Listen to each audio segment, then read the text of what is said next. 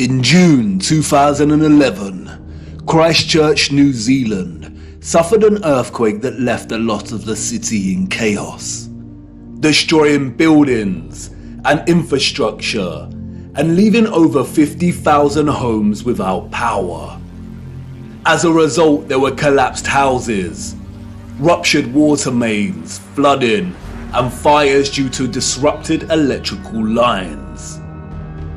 Due to the strong ground motions and intense shaking, part of the city experienced a strange phenomenon known as soil liquefaction.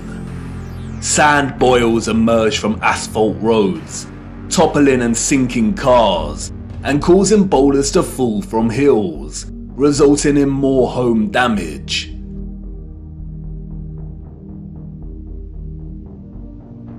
Soil liquefaction occurs when saturated soil loses its strength and stiffness in response to an applied stress, such as shaking or other sudden changes, such as a strong explosion. Loose, saturated soil or sand has a tendency to compress when a load is applied, but in the event of a stress, such as shaking or an explosion, we see the opposite. The soil tends to dilute, and the result is treacherous quicksand or quick clay. The land turns to liquid, causing structures of heavy mass such as buildings, infrastructure, and cars to start sinking, topple over, or collapse. It can also affect dams and bridges. Turbidity currents can also form huge landslides that are impossible to stop. In the worst case scenario, entire cities may be destroyed. As you can see, liquefaction can move entire areas of land. The mud can rise dramatically and rapidly, and its destructive force is unstoppable. It is a well-documented phenomenon. The 1964 earthquake in Nagata, Japan caused liquefaction, and we can see the effects very clearly in these photos. The same here with the 1964 Alaska earthquake. Buildings toppling, cars sinking, infrastructure collapsing. Once the stress has subsided, the soil begins to solidify once again, and we can see the aftermath. Uneven, muddy streets remain where there was once road paving. Returning to photographs of 19th century cities, we see a similar situation here. The roads are unrefined and full of mud. We see unsophisticated, uneven, coarse, and muddy roads everywhere against a backdrop of refined, sophisticated, and magnificent architecture. Could these cities have suffered the similar fate of soil liquefaction that we see in more recent times? Perhaps. But unfortunately, muddy roads is not enough evidence to base any conclusions on, is it? Children ask the most vital of questions, and adults, in their foggy stupor, usually provide the most unsatisfactory answers, often regurgitating learned nonsensical information that leave the child's imagination unfulfilled. Squelching along these muddy 19th century roads, observing their surroundings, a child may ask, why did they build the windows so low to the ground?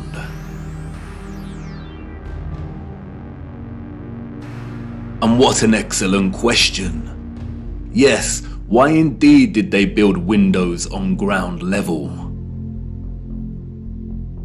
For you see, the people we see in these photographs, sadly, did not build this architecture. And maybe some of them, at some point in their busy day-to-day life, ask the exact same question. We see it everywhere. Windows at ground level.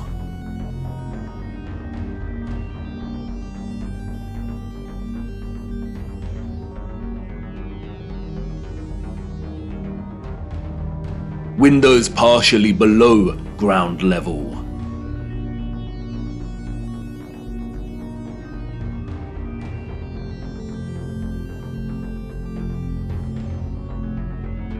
First floor entrances raised from the ground level.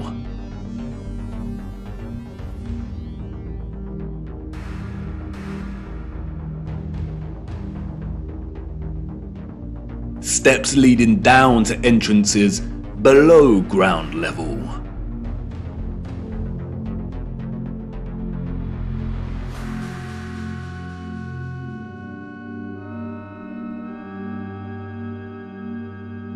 We can find this in almost every major city across our realm.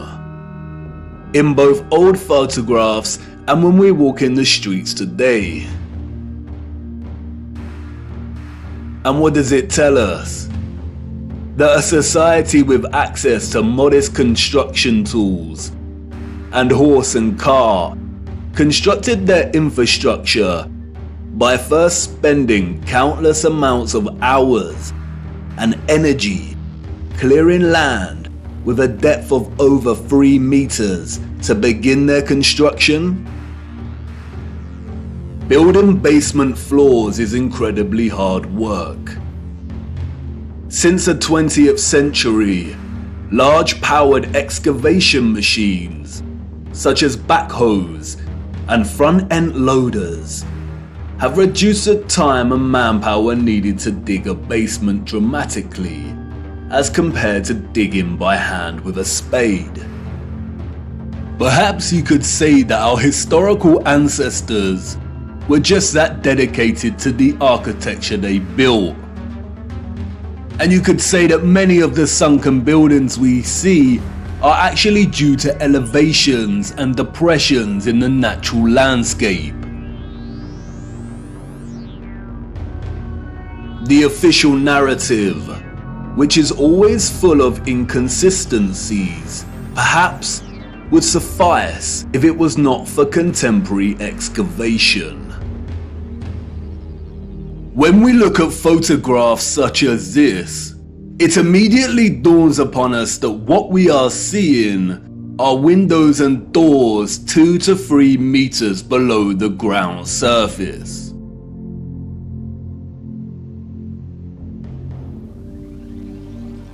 Why are there windows and doors underground?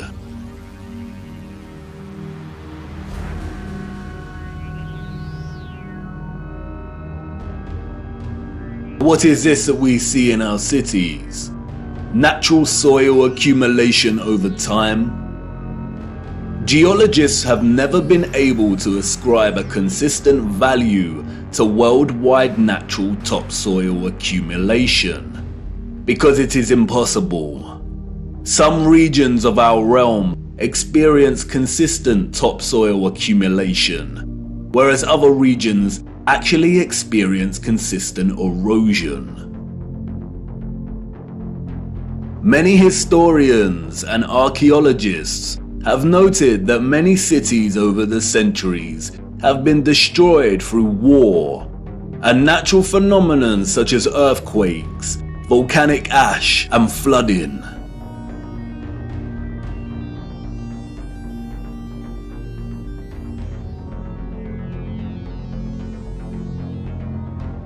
Aren't these just the layers of previous civilizations?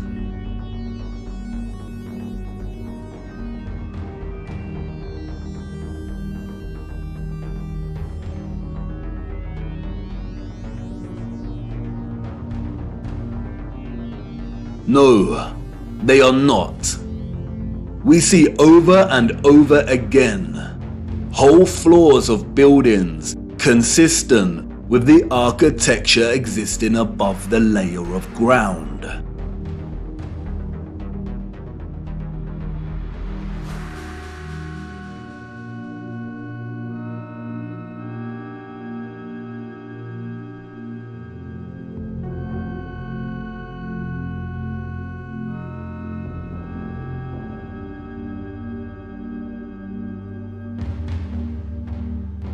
You see, what lies beneath is not the unfamiliar traces of previous generations, but of the same generation that built these structures.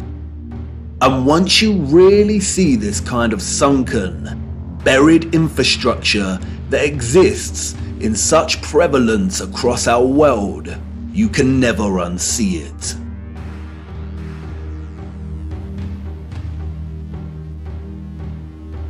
We see that the foundations of old churches are actually the original first floors with consistent entrances and windows.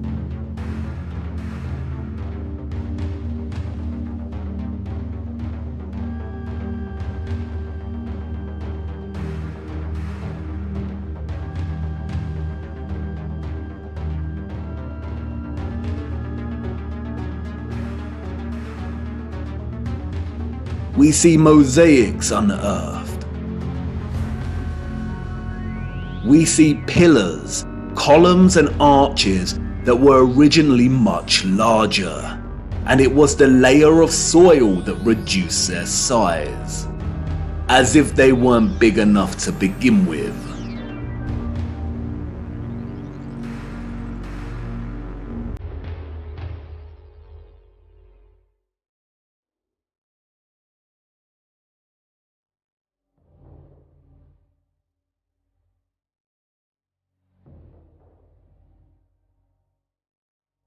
And like with the 1964 earthquake in Nagata, Japan, we also find many so-called ancient structures that are leaning, as if at some point the soil beneath these structures loosened and liquefied. We have the Sahersen Church Tower and Our Dear Lady at the Mountain Church Tower in Germany, the Tiger Hill Pagoda in China, the Leaning Tower of Neveyansk in Russia, the Leaning Temple of Huma in India, Oud Kirk in the Netherlands, the Tower of Zaragoza in Spain, and, of course, the Tower of Pisa. The official liars of the world try to justify the buried and tilting structures we see, filling our heads with stories of antiquity and ever-changing geology. But it becomes trickier for them when we turn our attention to America. If we are to believe their narrative, then all of the buildings we see in 19th century photographs of the burgeoning American cities are newly constructed. Why do we see famous structures, such as the Washington Capitol building, with consistent infrastructure that buries very deep into the ground? And again, the inconsistencies do not add up. Why would an underdeveloped people waste resources, energy, and time constructing the foundations of the Capitol building to be consistent with the column style we find above the surface? The foundations did not have to feature columns. Columns, we are told, are a stylistic choice, not a functional one. So why would they do this? In a nutshell, they wouldn't.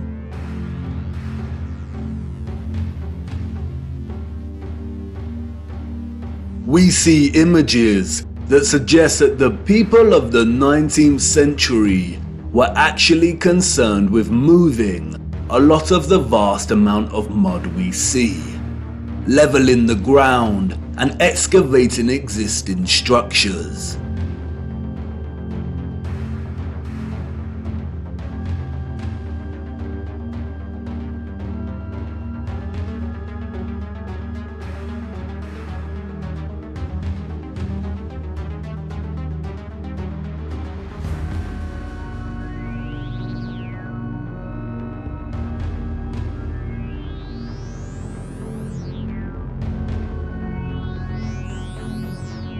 The consistency and prevalence of buried architecture across our realm indicate that whatever happened was a worldwide event, despite regional differences in natural topsoil accumulation and erosion.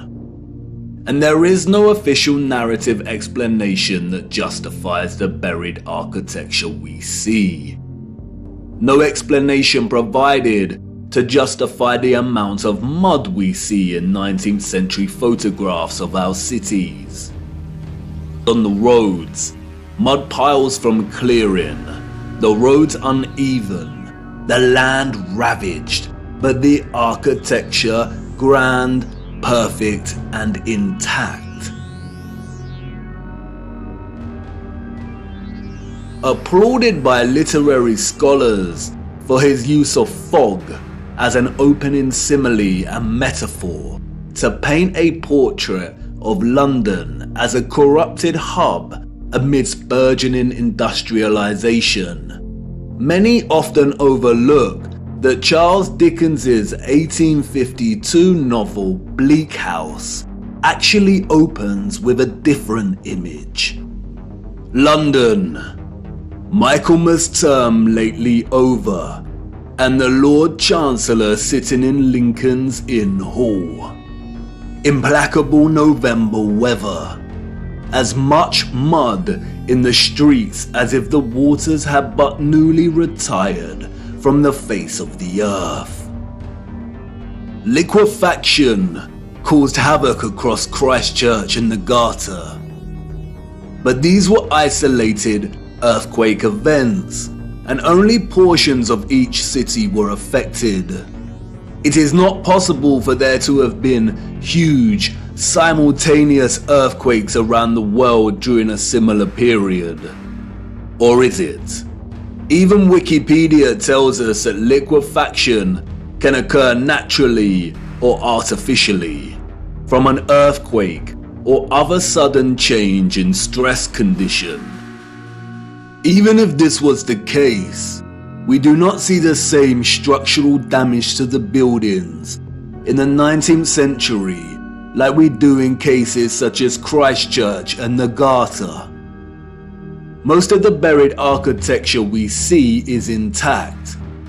It is either sunken or the ground level has been raised at least 3 meters, sometimes in a uniform manner, and other times partially buried in rolling mud hills, as if there were huge landslides. The strange case of the buried architecture provides the following conclusions: that what lies beneath are not the remains of previous civilizations. More often than not, the buried structures are consistent with the architecture we see above ground. That the structures are much larger than originally suspected, and therefore they are even more of a construction impossibility for a Victorian generation of horse and car, and those existing before them. That natural topsoil accumulation and soil liquefaction are not satisfactory explanations for what we see here. Whatever took place had to be something much larger and widespread, such as a natural or artificial earthly cataclysm of sorts. As many of the photographs show, many citizens of the 1800s were responsible for moving much of the mud, leveling the ground, and excavating buildings, which suggests that whatever happened had happened very recently in their past. The complete absence of a reasonable mainstream justification for the buried architecture we see suggests that the controllers of our realm are deliberately trying to hide whatever happened. And what of the deserted cities we see in the earlier photographs? If these cities were truly empty, then we must ask why. We must also ask how all the people got there in the end. In the space of 30 or so years, we see a city go from barren to bustling. Interestingly, it is Charles Dickens and 19th century literature more generally that offers some clues. Two central themes run throughout 19th century Victorian literature: that of marriage and female chastity, and that of orphans and adoption. Many of the fictional characters we've come to love over the years are orphans. We have Oliver Twist and Pip from Great Expectations. We have little orphan Jane Eyre and Heathcliff from Wuthering Heights. We have Mowgli from The Jungle Book, Cosette from Les Miserables. We have Heidi, Rapunzel, Peter Pan, Snow White.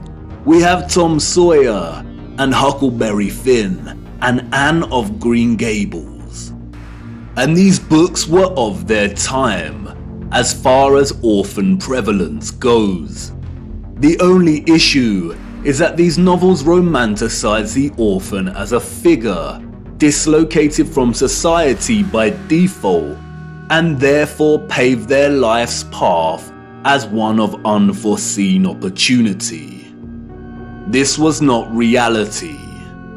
The theme of marriage and chastity that we find in so many 19th century literary works, such as those by Jane Austen, the Brontes, George Eliot, Dickens, Thomas Hardy, Leo Tolstoy, Victor Hugo and more, was nothing more than carefully disguised, well-written propaganda, with the sole purpose to solidify and justify a social value framework that would separate children from their mothers.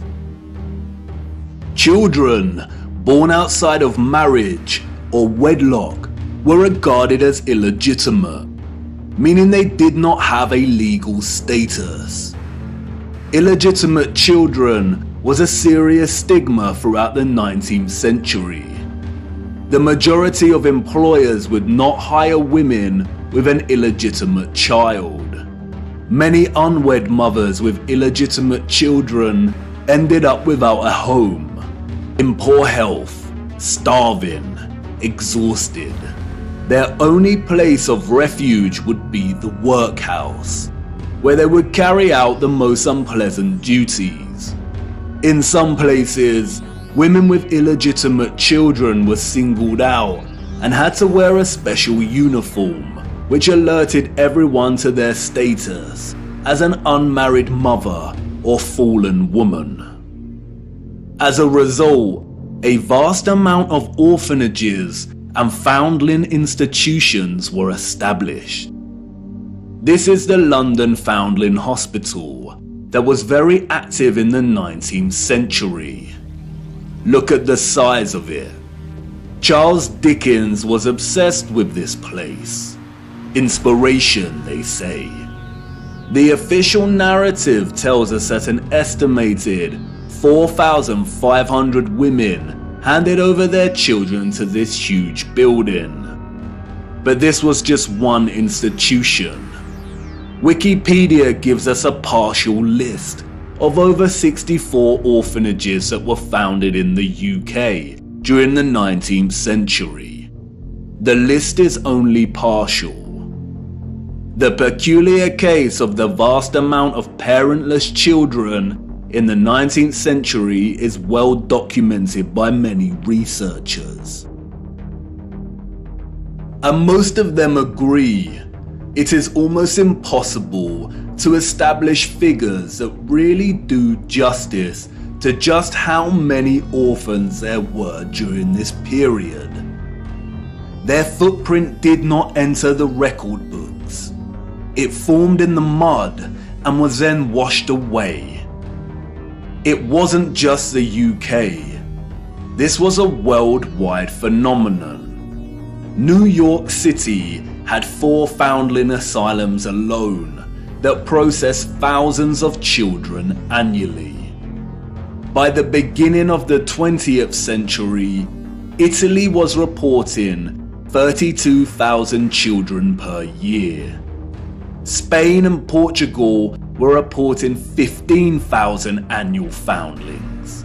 Before 1860, 374,000 recorded infants were processed by the asylums in Milan, Naples, and Florence alone.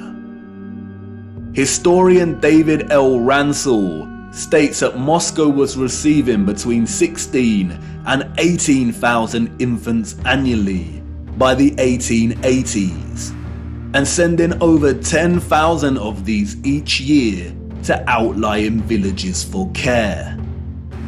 In 1882, there were all told 41,720 foundlings from the Moscow home, living with 32,000 foster families, scattered throughout 4,418 villages.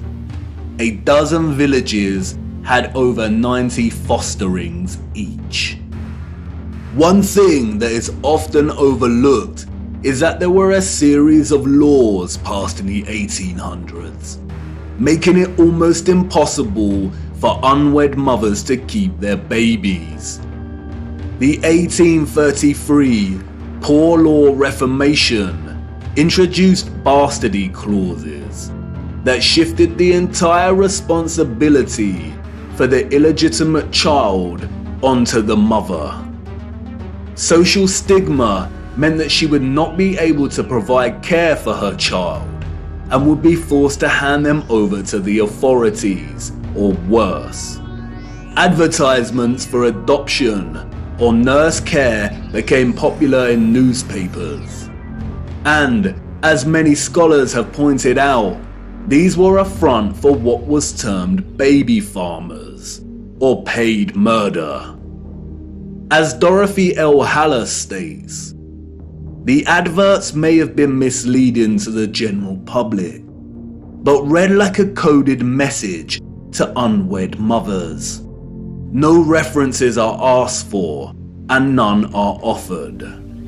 The sum of 15 shillings a week to keep an infant or a sickly child was inadequate, and a sickly child and an infant under 2 months were the least likely to survive and the cheapest to bury. Infants were taken, no questions asked, and it was understood that for £12 no questions were expected to be asked. The transaction between the mother and the baby farmer usually took place in a public place, on public transportation, or through a second party. No personal information was exchanged. The money was paid, and the transaction was complete. The mother knew she would never see her infant alive again. Most children, however, were not murdered, but were dropped off at the doorsteps of orphanages or the workhouse. All children taken into these institutions were given entirely new identities. They were provided for with shelter, food, and clothing temporarily, and then sent off to workhouses or another location. Photographs in the 19th century were scarce, but towards the end of the century we see more photographs, and the last continent to experience such mass exodus of orphans was the United States. And it is here that we see evidence of the orphan trains.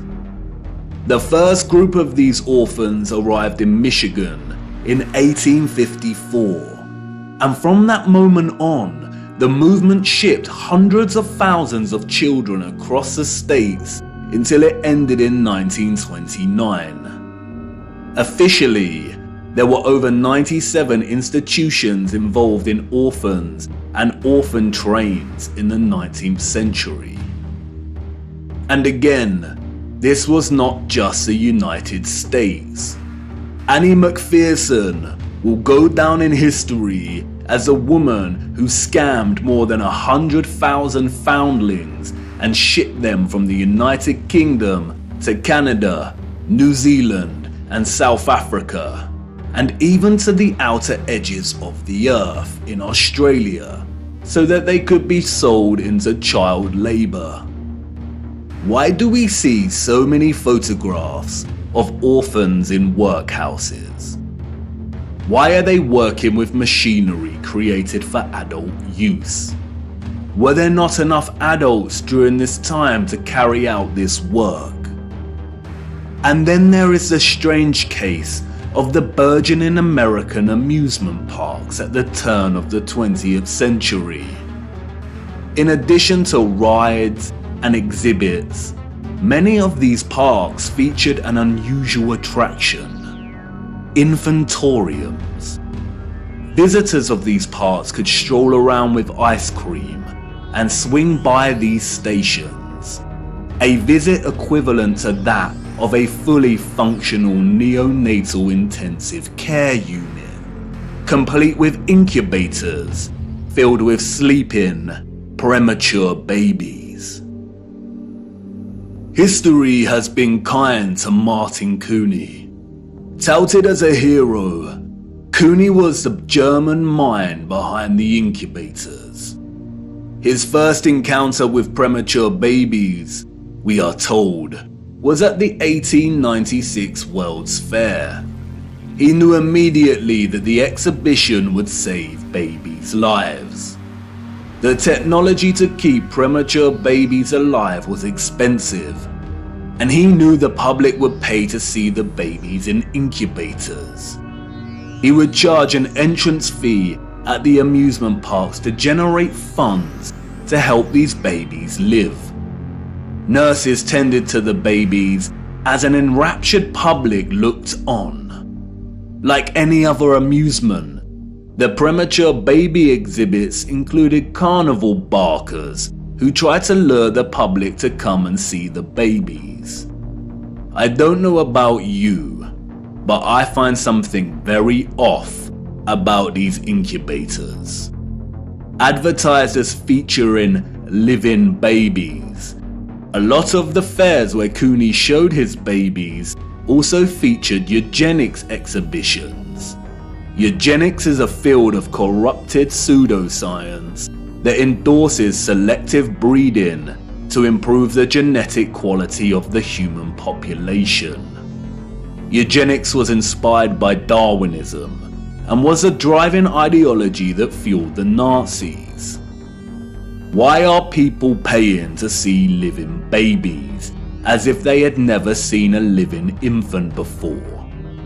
Did people of the time not have their own babies? And where are these infants' parents? How did they have the technology in the 19th century to keep premature babies alive in such a way? Or is something off, once again, with the official narrative? There were 80,000 premature babies who were treated in these amusement park incubators. 80,000. The hundreds of thousands of orphans in the 19th century are just barely believable.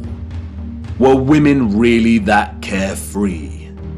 Did America even have the population numbers to justify 80,000 premature babies? We are not talking orphans here, but infants born prematurely. The narrative is not convincing or realistically fathomable. Where did these babies come from? More troubling is Cooney's background. As many historians have pointed out, he had no medical degree or training. His story is a very similar one of unconvincing philanthropy that we find surrounding some of our contemporary figures today that also do not have medical degrees. And then there is Marie Dressler, a Canadian silent film and Depression-era movie star. She adopted one of these incubator babies. celebrities and adoption. The official narrative conveniently leaves this out of her story and tells us that she may have had a daughter who died as a small child. But the photographs suggest otherwise. Did she adopt her incubator baby at one of these fairs? Were the fairs a front for illicit adoption of premature babies? Even if they were premature, did that mean they had no parents?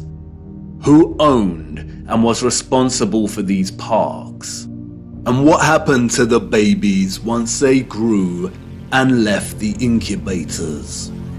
If something feels eerily wrong about the entire narrative surrounding these parks and orphans, it's because we are not being told the truth. Why were there hundreds of thousands of parentless children in the 19th century? Where did they come from? They were relocated all over the world. Europe, America, Russia, Australia, Canada.